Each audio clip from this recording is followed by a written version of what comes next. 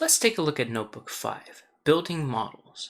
What we do in this notebook is we show how a simple mathematical model can be used to classify an image between an apple and a banana. We start by loading in the images, one image for an apple and another for a banana. In these images, we calculate a feature. This feature is the average amount of green inside of the pictures. So for the apple, what we get is 0.34 as the average amount of green, and for the banana we get an average amount of green of 0.88. What we want to do is classify a function using these two values as the input. So we start by choosing our functional form.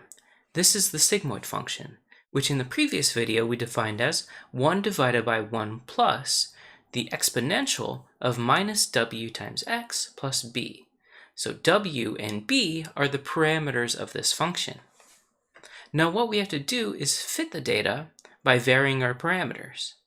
Here's a picture of the sigmoid function when we have b at a given value and w at a given value.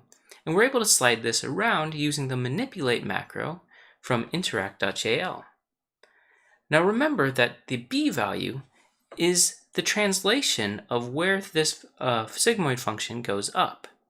As I move it to the left, then this value that makes it go up shifts to the left as well.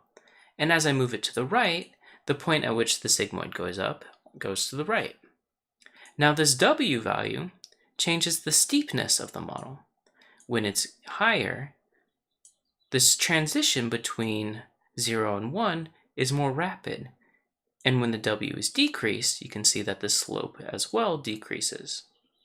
And so what we have to do in order to fit the model to the data is we need to find the correct w and b such that our apples with their low amount of green get a 0 out of this function, and our bananas, which have a high amount of green, get a 1 out of this function.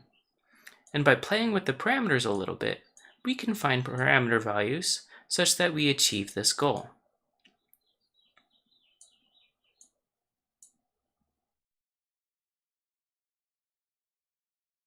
Here I show that when we have b equal to 12.1 and w equal to 21.66, we find a model such that when we input the amount of green in our apple, we get a 0. And when we input the amount of green for our banana, we get a 1. This mathematical function is then able to tell us the difference between whether we have an apple or banana, depending on the average amount of green pixels in our figure. Thus, this is a way to encode our idea of classification for a computer using a function within a programming language.